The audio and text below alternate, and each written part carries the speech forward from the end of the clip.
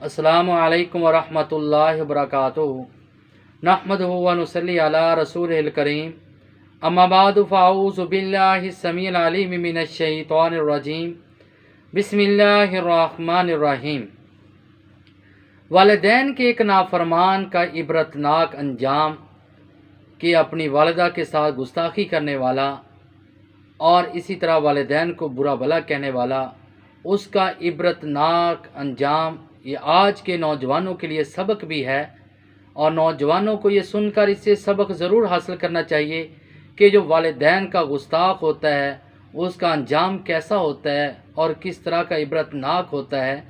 जैसे सही तरगीब व तरहीब में और हदीस नंबर है 2517 और हदीस को बयान करने वाले अवाम बिन हौसब बयान करते हैं, जो हदीस के रावी हैं।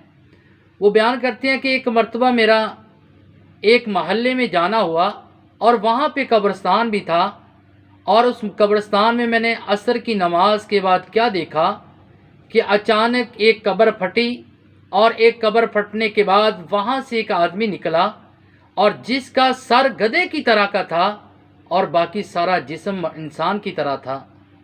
और उसके बाद उसने गधे की तरह 3 मरतबा आवाज़ निकाली और निकालने के बाद फिर वो कब्र में चला गया और कब्र बंद हो गई।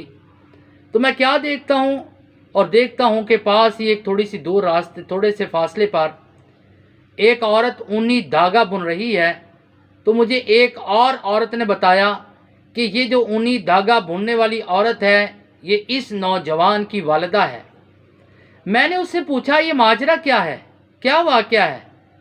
कहा कि ये नौजवान शराब पीता था और इसी तरह नौजवान लड़कों के साथ रहकर बुरी महफिलों में रहता, शराब पीता, और इसकी वालिदा इसको नसीहत करती और इसकी वालिदा इसको समझाती, बेटा अल्लाह से डरो, इन चीज़ों को छोड़ दो, इन कामों से बच जाओ। तो लेकिन वो आगे से कहता, एवा अम्मी आप क्या गधे की तरह आवाज़ निकालती रहती हो, आप क्या गधे की तरह बोलती रहती हो।